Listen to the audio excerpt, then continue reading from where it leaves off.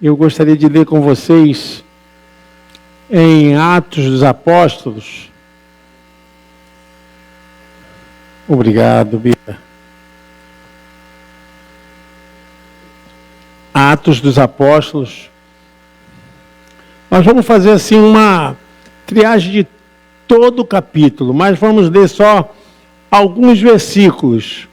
Mas é importante que você acompanhe, se você estiver com a sua Bíblia, cada passo que nós vamos trilhar dentro dessa palmilhação da segunda viagem missionária do apóstolo Paulo. O capítulo de Atos dos Apóstolos é o capítulo 16. Vamos ler só alguns versículos. A partir do versículo 21. A partir do versículo 21. E nos expõe costumes que nos não é lícito receber nem praticar, visto que somos romanos.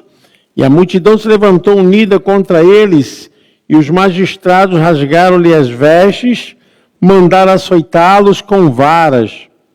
E, havendo-lhe dado muitos açoites, lançaram na prisão, mandando ao carcereiro que os guardasse com segurança, o qual, tendo recebido tal ordem, os lançou no cárcere interior e lhes segurou os pés no tronco.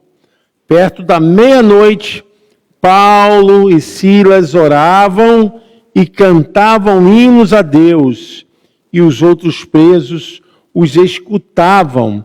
E, de repente, sobreveio um tão grande terremoto que os alicerces do cárcere se moveram e logo se abriram todas as portas e foram soltas as prisões de todos. Amém. Amém.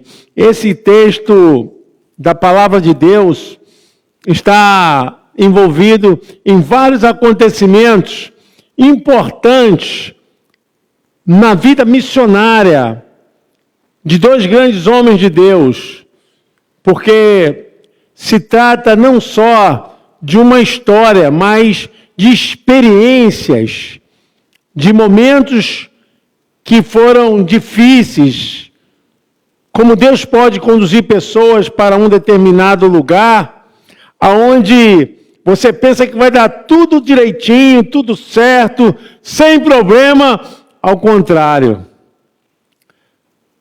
São fatores contrários, são obstáculos, perseguições, e ali Deus estava confirmando a história de que Ele estava no controle de todas as coisas. É importante a gente entender que Deus, quando age, Deus age fora da nossa capacidade de entender. Porque nós achamos que Deus está agindo porque está dando tudo certo. E Deus trabalha como Ele quiser, a forma que Ele quiser. Eu não estou dizendo que isso seja, que Deus esteja provando coisas erradas, mas eu estou dizendo que as coisas muitas vezes não acontecem como nós queremos e nós achamos que Deus não está no controle. E aqui vamos falar, porque esse capítulo de Atos dos Apóstolos 16 é recheado de experiências. Primeiro porque Paulo sai de Troade, onde ele foi apedrejado, e ele recebe de Deus uma visão. E naquela noite apareceu um jovem na visão de Paulo, dizendo para Paulo: atravesse a Macedônia e nos ajude. Essa foi a visão que o apóstolo Paulo teve. E ele seguiu. Ele saiu de Troade e atravessou o mar e foi para onde? Foi para Filipos, que era a cidade justamente onde tinham bastante crenças romanas e gregas, e a dificuldade de fazer culto. Logo na entrada da cidade já tinha uma faixa, já tinha uma descrição que era proibido fazer cultos que não fosse para o imperador e para os deuses gregos e romanos.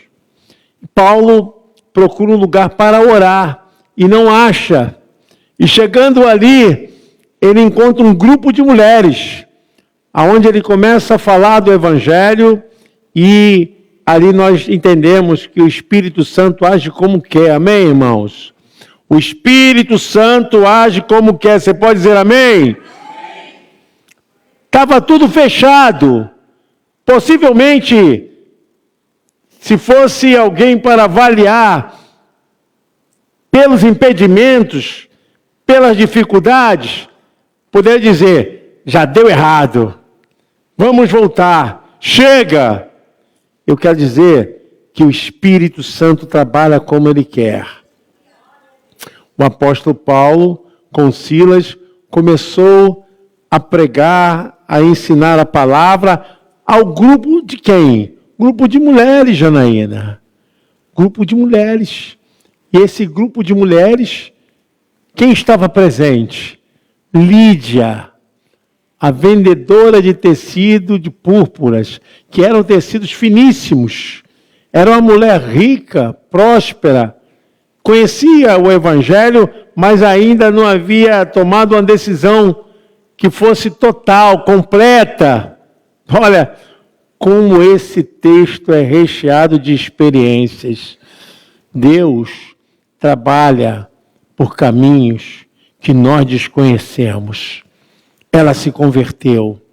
Ela só não se converteu, como também levou a sua família à conversão. E a palavra do Senhor no capítulo 16 fala que então toda a sua família foi batizada. E ela estava feliz em poder estar ali recebendo os ministros de Deus, os missionários do Senhor. E o que ela fez? Abriu a porta da sua casa.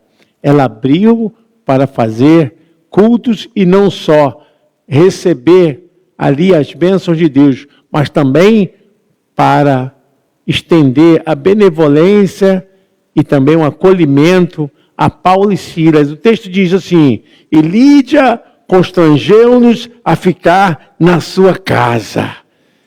Ela recebeu aqueles ministros de Deus. E parecia tudo muito maravilhoso, porque Paulo e Silas estavam ali fazendo o trabalho do Senhor, e naquela cidade existia uma mulher que era adivinhadora, a Pitonisa. Pitonisa, ela tinha o espírito de adivinhação que era usada com essa capacidade que ela tinha, essa habilidade que ela tinha, só que era um demônio que usava para que ela pudesse fazer essas adivinhações. Então, aquele trabalho que era realizado de saber futuro, necromancia, fazer leitura dos tempos e falar a respeito da vida dos mortos, tudo era trabalho de demônios na vida daquela jovem. E ela sempre dizia, quando Paulo e Silas passavam, lá vai os homens de Deus falando a verdade. E aquilo era uma coisa que acontecia sempre, sempre. Lá vai os homens de Deus que falam a verdade. Só que Paulo entendeu que a mensagem dele, com aquela mensagem da Pitonisa, poderia parecer que estavam unidos numa mesma consonância, numa mesma harmonia de entendimento. Então, o que o apóstolo Paulo se irrita? Porque sabia que ela estava falando a verdade, mas era um demônio que estava falando aquilo para tentar confundir a mensagem do apóstolo Paulo. Você pode ver isso. O versículo 16 do capítulo 16, e aconteceu que indo nós à oração, nos saiu ao encontro uma jovem que tinha espírito de adivinhação, a qual adivinhando dava grande lucro aos seus senhores. Então, ela era uma serva, uma escrava dos demônios e além de ser uma pessoa usada para dar lucros aqueles que tinham poder sobre ela. E a cidade era vista como esse gerenciamento cultural. Era comum. Só que aquilo foi irritando Paulo, e a palavra do Senhor diz que Paulo perdeu a paciência e repreendeu o espírito maligno que estava nela. Paulo repreendeu. O versículo 17 do capítulo 16, esta seguindo a Paulo e a nós, clamava dizendo: estes homens que anunciam o caminho da salvação são servos do Deus Altíssimo. E isto fez por muitos dias. Mas Paulo, perturbando, voltou-se e disse ao Espírito: em nome de Jesus Cristo, te mando que saias dela. E na mesma hora saiu. Amém, irmãos? Na mesma hora, aquele espírito enganador saiu daquela mulher. E foi um ponto assim muito maravilhoso, porque ela era conhecida e a palavra do Senhor entrou no seu coração. Ela estava perdida, ela estava ali vivendo uma vida como escrava desses demônios, debaixo de uma sentença tão maligna que só dava lucro aos seus donos. Então o que aconteceu? Que os seus donos começaram a ficar irritados com o que o apóstolo Paulo e Silas fizeram. Aí ocorre uma coisa, se levanta uma turba tão usada pelo demônio para destruir o chamado ministerial do apóstolo Paulo. É onde eu penso, irmãos, que o chamado ministerial sempre vai ter luta, sempre vai ter oposição.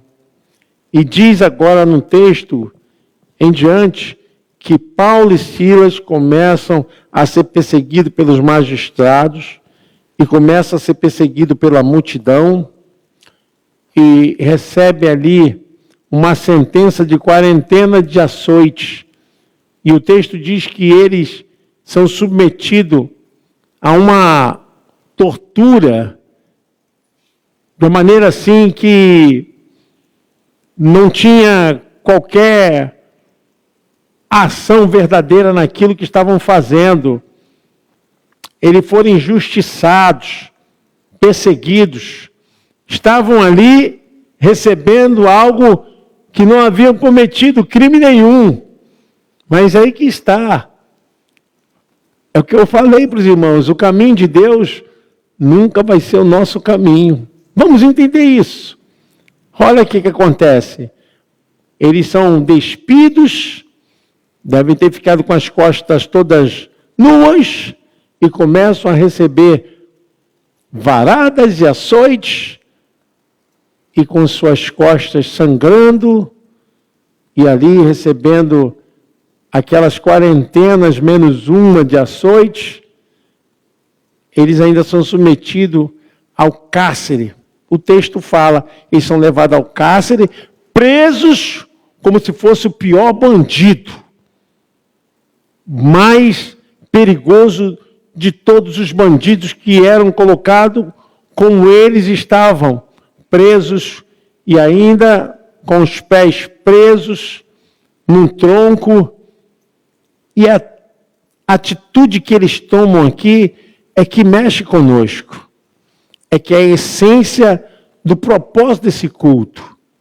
Porque deveria, nesse momento, começar a ter uma reação de revolta, de ficar chateado com Deus, de aborrecimento, porque estavam sentindo dores dentro daquela cela carcerária que estavam presos com os pés nos troncos e sem luz. E a Bíblia diz que Paulo e Silas, perto da meia-noite, versículo 25, oravam e cantavam. Oravam e cantavam hinos a Deus. E a Bíblia fala que os outros presos os escutavam. Como pode?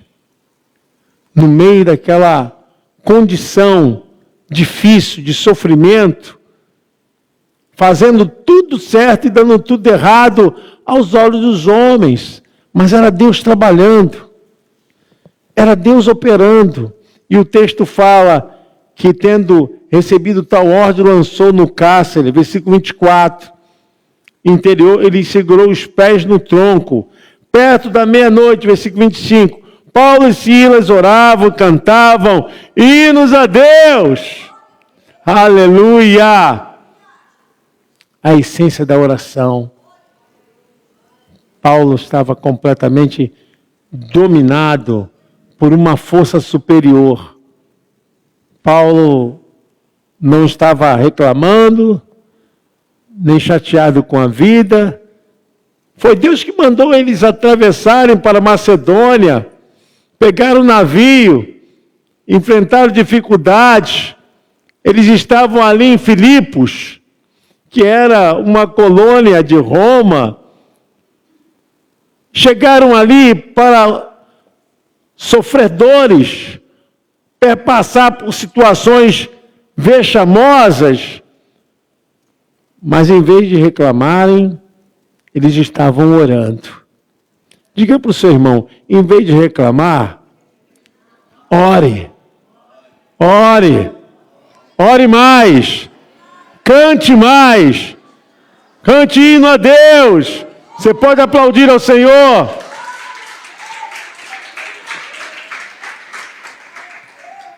Cante hino a Deus. Hoje eu cheguei em casa, Deus já tinha colocado esse texto no meu coração e sentindo umas dores no ombro, eu falei, Senhor, me cura, me cura.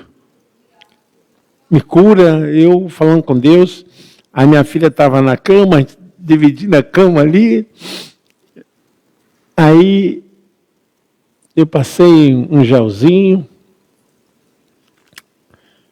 e orando a Deus.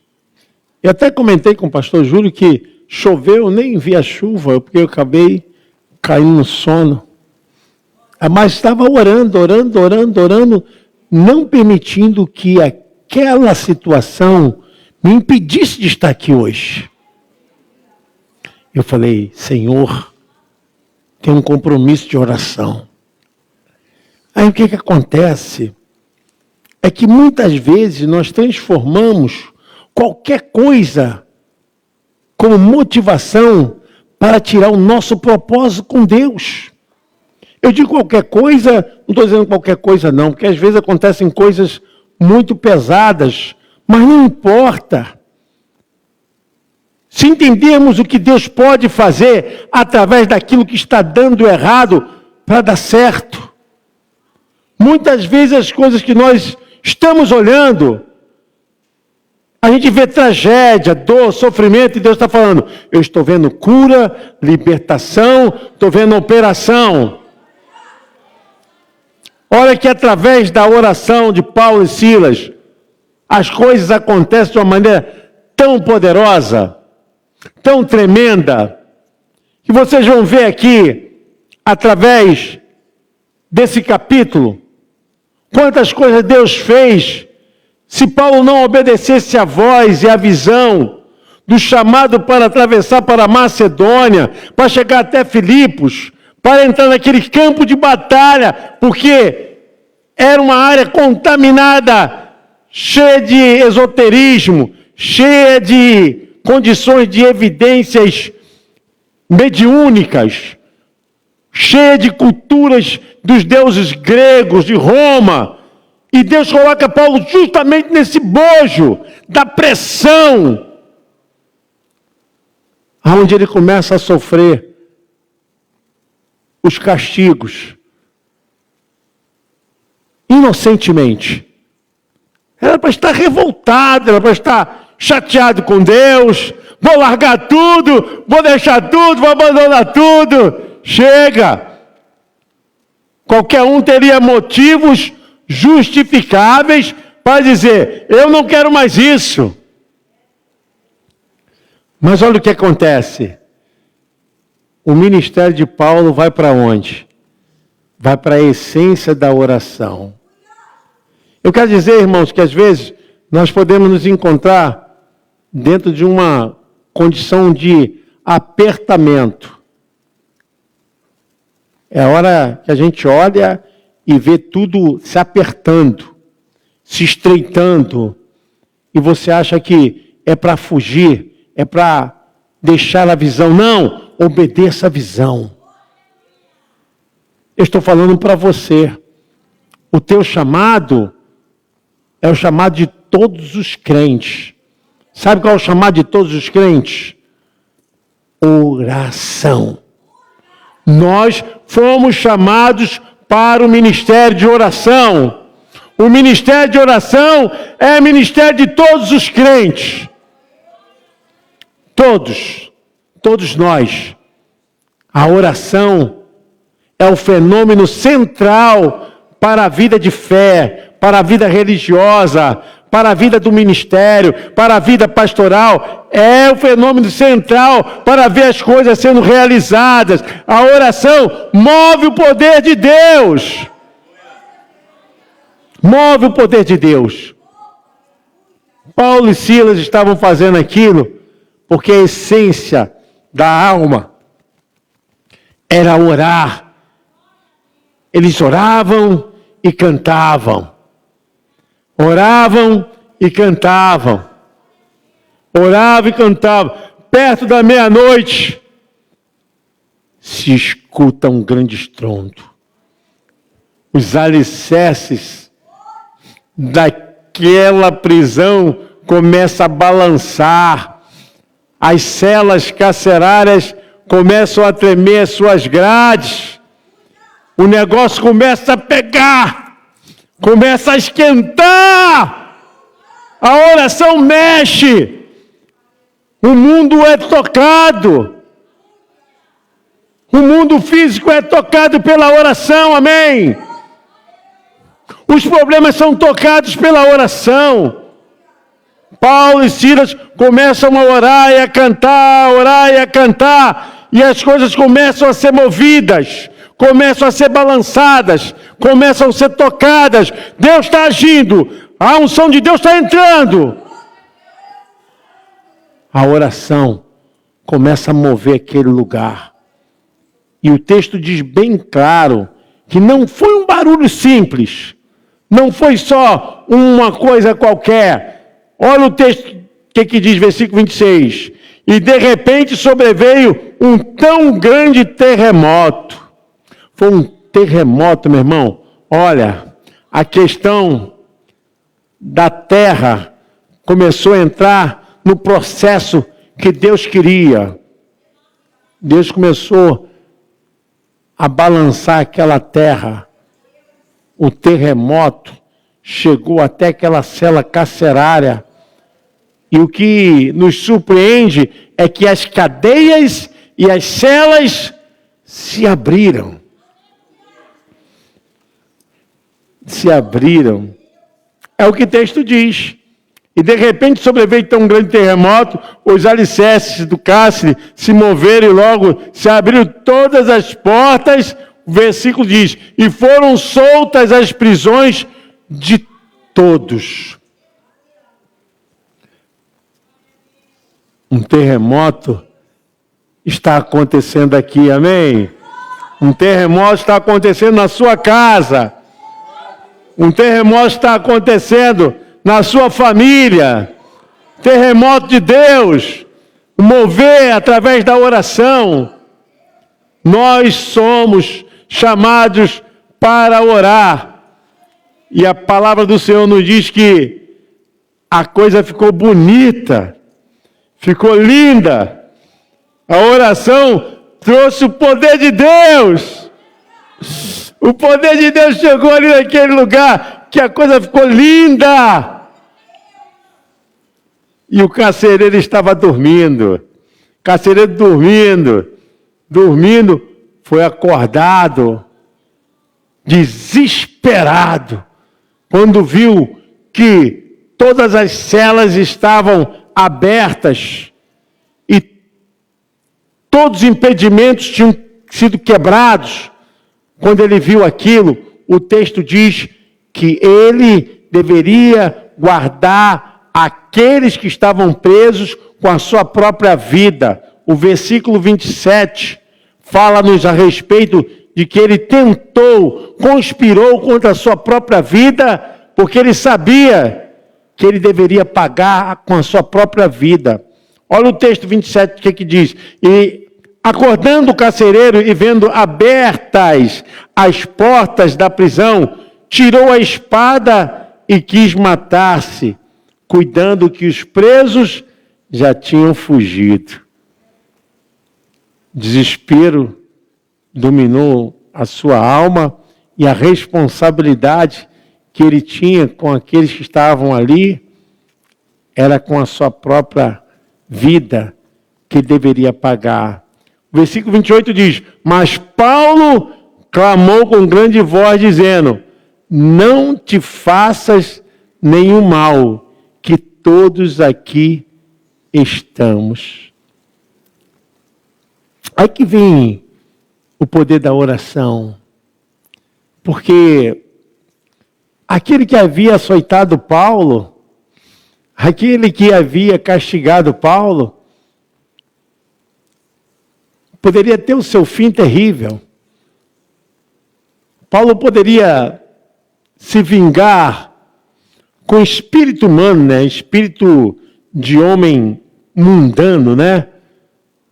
Porque existe a ação do diabo e existe a ação do espírito humano, tá, irmãos? Tem gente que é ruim, tem gente que não precisa nem de diabo, nem de demônio. A pessoa já faz a vontade do Satanás direto. Paulo poderia muito bem ali se aproveitar desse momento e dizer: agora é que eu vou descontar.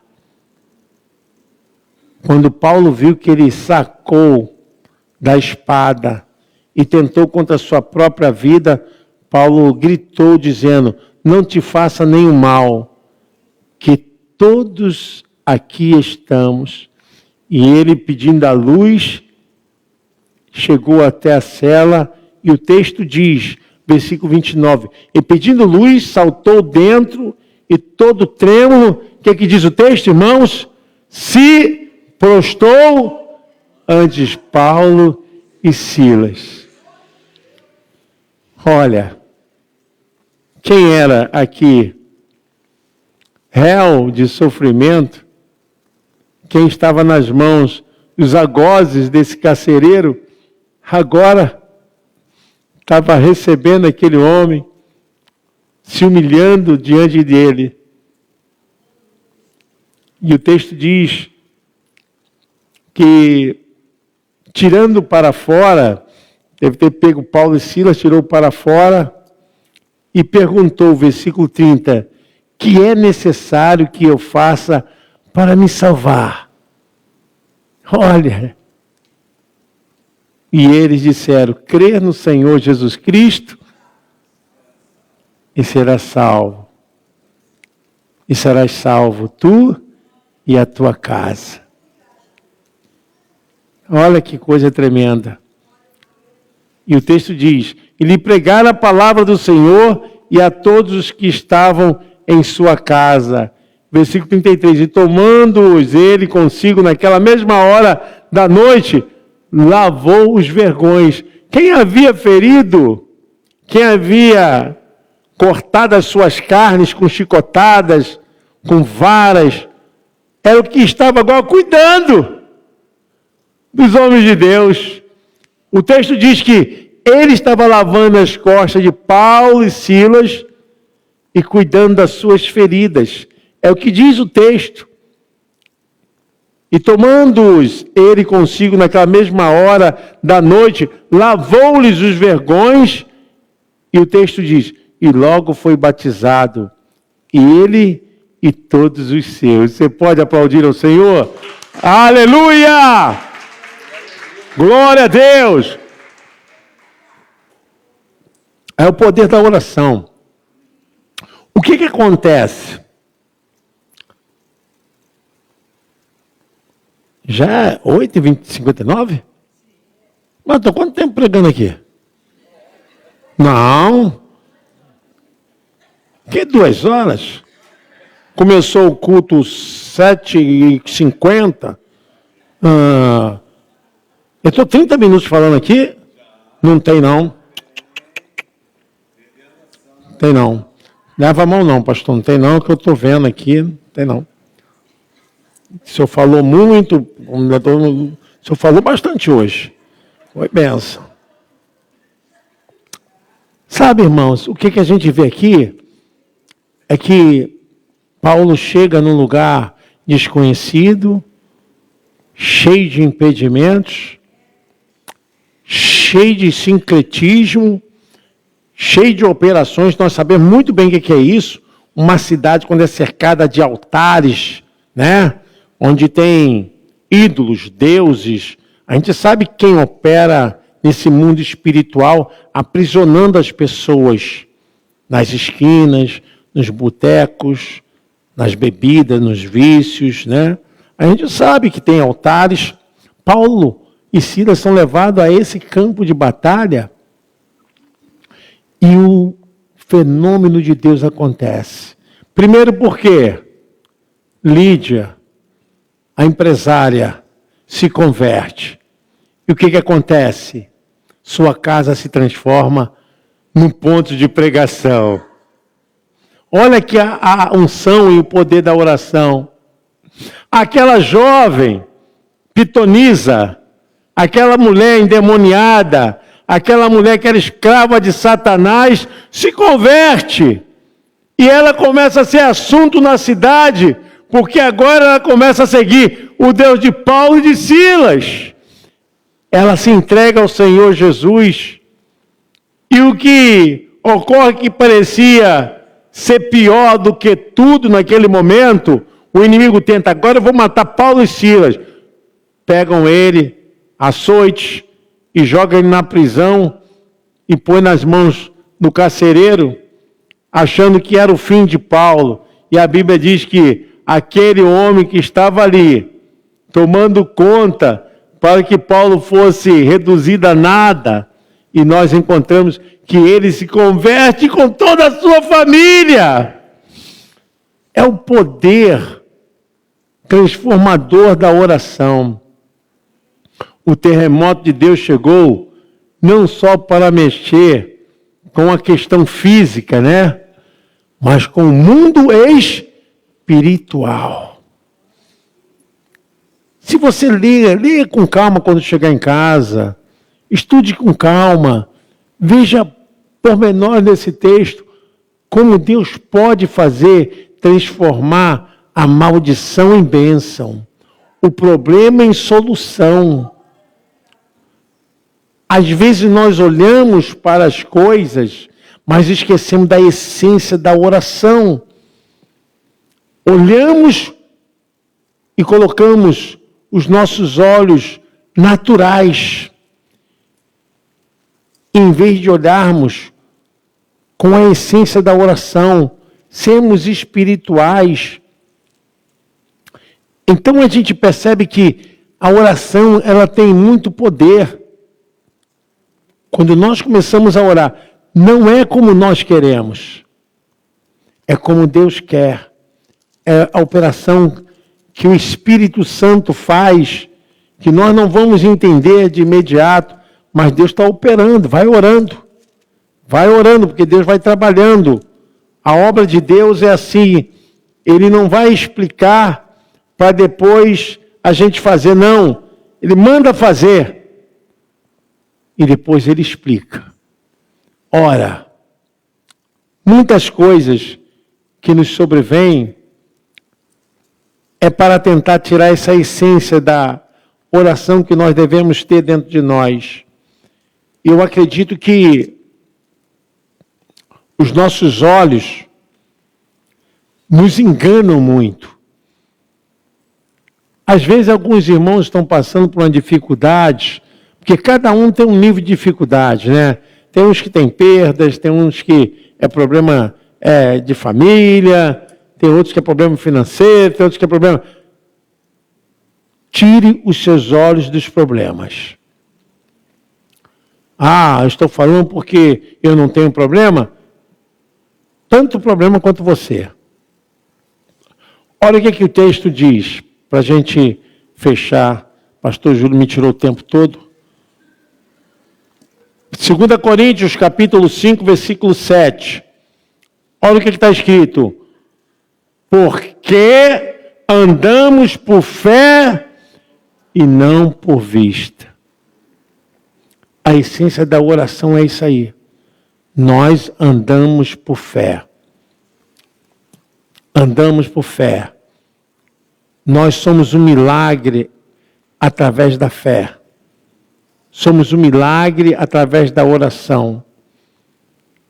O que Deus fez ali na cidade onde Paulo chegou, em Filipos, Deus também pode fazer aonde você chegar, aonde você estiver, a essência da oração. Amém, irmãos? Deus nos abençoe. Deus nos abençoe.